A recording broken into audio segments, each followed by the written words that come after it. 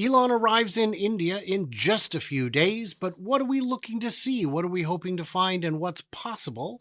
I don't know. I have a few ideas. I've done a little bit of research. And to my friends in India, welcome to you, but also welcome to Randy Kirk, who will be joining me to discuss this. I'm Brian. Welcome to Futuraza.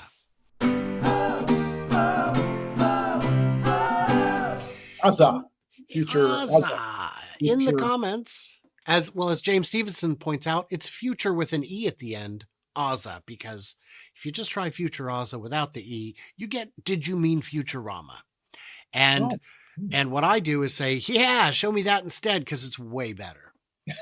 Not as informative about today's news, but it's very good on news from the year 3023. Interesting. So tell me in the comments, are you watching this from India? Where are you? Where are you? And that could be anywhere. Even if you're one of the regulars, you can remind me where you are, because I'm going to be doing a big road trip this summer in June. Maybe if you're west of the Midwest, I could swing by and say hello, do a little Charger chat meetup kind of thing. Be a lot of fun. So Elon Musk-led Tesla, you got to include all those keywords or you're yes, just yeah, not going to that's right. juice the algorithm enough, has signs a strategic deal with Tata Electronics for semiconductor chips. Interesting. Did you know Tata makes chips? so I wasn't, I usually prefer Frito-Lay, but Lay's, whatever. But I've heard of Tata. It's not like the first time I've ever heard their name. But I did not know they were actually a very sophisticated maker of Well, they chips. don't have to make sophisticated chips. They could make the low end ones that are controllers for your seats or your windows. I don't think they're looking at them to make FSD or infotainment chips. Maybe Uh, the articles I was reading today suggested that they're quite good at this. Yeah, I don't are know. they? Could be wrong. Well, interestingly, they don't have it yet. They haven't built the place yet. Yeah, it's going to be. This sounds more like a memorandum of understanding. Tesla, and then it goes right on to Tesla's anticipating to spend 2 to 3 billion to make electric cars. That's jumping the gun a little. Recent policy adjustments have allowed them to import cars for 35,000 at a reduced import duty rate of 15. They're still charging the import tax, Yeah, just not the 100% import right. tax. But it'll be interesting to see. They have to build it first, and then they have to test the chips, and the chips have to work. There's a lot of moving pieces for a part that has no moving pieces. Uh, I mean, Yeah. so this is the important one. When Elon lands in India, the the red carpet for Tesla, and a few red flags. It's in the headline. I just, under Yes. pressure in China, where local players have outsmarted him. Have they? Have they? Facing tech disruptions in the industry and a general demand slowdown. For Musk, the India story is as important as the EV story is for India. Now, this article I think is actually quite good. Let's see if I can make it a little bigger. I can. Uh, when Elon is expected to land later this month, a few days from now, I think it's the 21st. Uh, let's see. New Delhi hopes the entry of the marquee EV flag bearer, just like it was in China, will be a catalyst for the local domestic electric four-wheeler push. So much so that after turning down Tesla's demands for upfront import duty cuts 2 years ago, it believes the latest cuts, with a post-dated investment pledge and progressive localization targets, are worth it. So have you heard what the offer is? The import, we'll let you import some. Did you hear how many they're going to allow Tesla to import? Yeah, so I keep waiting for clarification on this because it made no sense at all. It was 8,000 units a year. It was so small that it almost laughable. So I've been waiting to see if that was an error or whether there was more qualifications to the story, because it seems like if the part of the subheadline was that the locals had outsmarted Tesla and it's only 8,000 a year, it would seem that maybe they did. 8,000 a year is not enough. What I No, think would happen, and I even saw an article last week saying, oh, they're already making them in Germany to yes, in ship. Germany, yes. No, they're not. That would Correct. be a matter of days of production, Yes, and yes. it's way, way too early for that. Well, they'll just park them. No, that's No. not how they do it. Ridiculous. So yeah, 8,000 a year. What I think is they would wait, and once they enter the market, import a bunch of S and X models Mm, to get up to that 40,000 duty free, because those are the ones you'd really want to be moving. yeah. So yeah, the waiver of duties is for electric cars with a combined cost of over 35,000, while the import numbers may be limited. According to the Ministry of Commerce, the new policy is designed to attract investments. Great. Tesla's three key challenges is basically building it all out, and they've got to get their battery production up and running.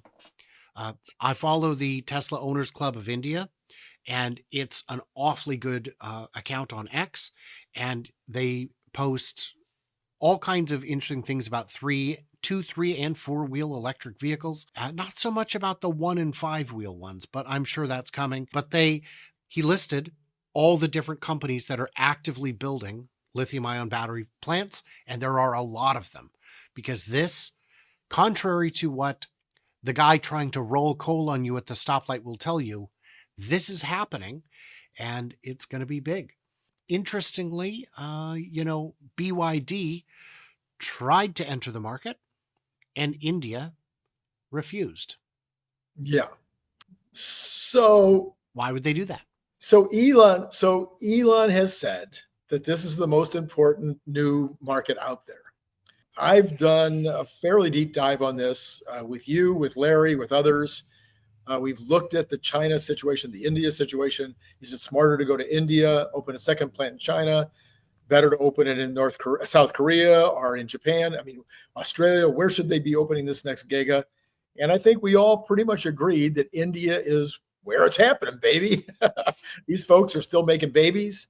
They're still growing their population. China is shrinking. China's getting older and older and older in terms of the age of the population. India is staying, fairly reasonably close to normal in terms of the age of the population. And China's had its big run up, and now it's running into some of those issues that you have after a big run up, whereas India is at the beginning phases of becoming a first world nation. English is spoken across the country because of England's dominance of the region for so many years. You have a bunch of reasons. What is it? 500 engineering schools, something of that nature, turning out really, really solid engineers. I mean, maybe not all 500 of them, but what we hear is that India is turning out very solid engineers. So there's a bunch of real good reasons to go to India with this facility. Why was BYD turned down? Probably having to do with the fact that it's a Chinese company.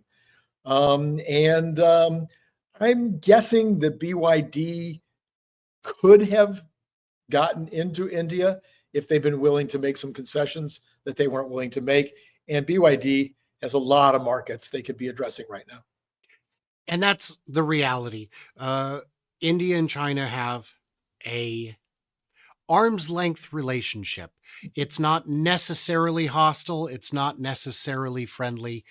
They make it work to the best of their ability, and allowing BYD in could stand to upset the entire domestic auto market without bringing the cachet of something like Tesla.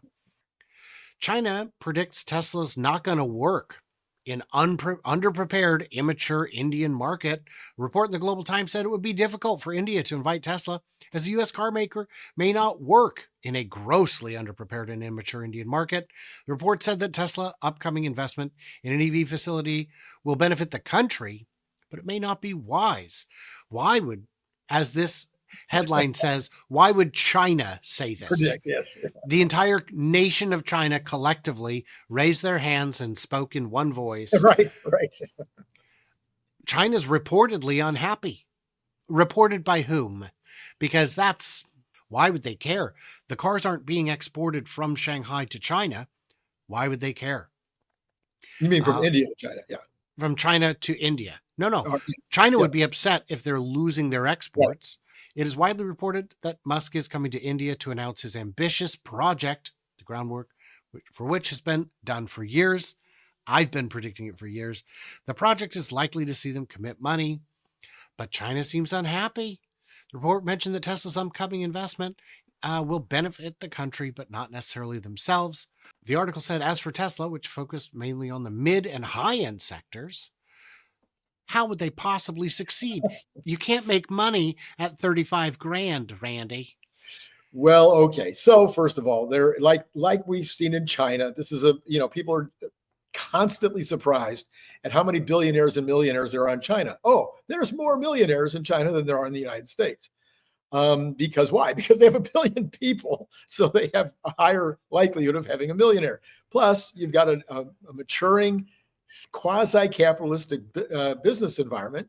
So you've had a whole bunch of people that in the last 20, 30 years have been able to get quite wealthy. So there's a huge opportunity. That's why we're selling as many of these 35, 40, 50, 60, $70,000 vehicles in China as we are. It's the largest market for luxury vehicles, largest market for luxury products in the world. India, well, where does India sit? Probably about 30 years ago compared to China. So now you're going to have this growing entrepreneurial. First of all, it's set up better for entrepreneurship because it's an English based, it's a Western based system for the most part. And so you've got these entrepreneurs. I think I may have mentioned on this channel, I'm not sure. When I sold my business 16 years ago, the guys who were first in line, the ones that we thought we were going to sell it to, were two Indian bicycle water bottle manufacturers who were quite wealthy, thank you very much, and who were willing to pay a fairly good price for my business. So there's a lot of these folks in India already that have made millions and billions in various different kinds of enterprises, and they want to drive nice cars and have other luxury goods. And that's just going to continue to increase as India becomes more and more first world. More and more developed. When I was, so in January or February of 2000, I was in Shanghai, and on the news, they announced on the English speaking news channel, they announced that China had surpassed the US in number of telephone lines. The number of phone lines installed had surpassed the US. And I thought, oh, that's a neat story. I mean, considering the population, that's not very good. But this headline came up day after day, over and over. And I started to wonder, who is this headline for? But it was pretty interesting. So what are some of the challenges we're looking at? Well, large-scale adoption is going to be tough in the absence of public charging. But you can put that in, and you have outlets. I mean, you can always trickle charge. You can always get a little bit more juice that way as the public charging is built out. Power shortage in India. I mean, but I'm sure Tesla is going to go in and start putting in facilities, just like they did in the United States, just like they're doing right now in South America, just like they're doing in Southeast Asia, just like they've done in China. I mean, why is it going to be any different? They've even done it in places where they're hardly selling any cars, like Japan. So, of course, they're going to put in charging stations. And the people who can afford these cars in the early days, they have charging at home. So, yes. So you will have charging at home. And if you're buying a nice car, even if it's not 35,000, you might have charging at the office, and right. Tesla will build it out, but it is a very large country geographically. I assume they would do the usual thing, which is where they start in the big cities and put the minimum string across in between, right. and build out from there. Yeah. But then, of course, they noted that, the power grid itself may be overly taxed, but I would argue it's the opposite, especially if they build these with LFP batteries capable of vehicle to grid. These could stabilize the grid. This could have the opposite impact. And it would be tough for Tesla to make profits in India's immature market. Doesn't this sound like China circa 1998? Yeah, it's just in general, almost like, let's see, can I come up with 4 things, 9 things, whatever it is that you're trying to do. And you're like, okay, let me see. Okay, maybe it's an immature market and it'll be hard to make a profit. Give me some data. Tell me why you think that's even true. I mean, it's like, what is the average Indian income? Break it down into the quadrants. Tell me how many Indians can afford a $35,000 car? How many can afford a $60,000 car? Let me know how many Mercedes are already selling in India. Give me something to go on. I mean, I got nothing. There may be talk with Prime Minister Modi uh, when Elon arrives about allowing access to Starlink. And if that's a possibility, separate from Tesla, this doesn't affect Tesla, that would be a real big deal for the people of India and for Starlink. And they can't afford $100 a month. They don't. It won't be enough. It won't be $100 a month. I may have mentioned that in Nigeria they changed the financial rules that you're no longer allowed to send more than, I think, $20 outside of Nigeria. So Starlink lowered their price to $20. It was that or exit the market.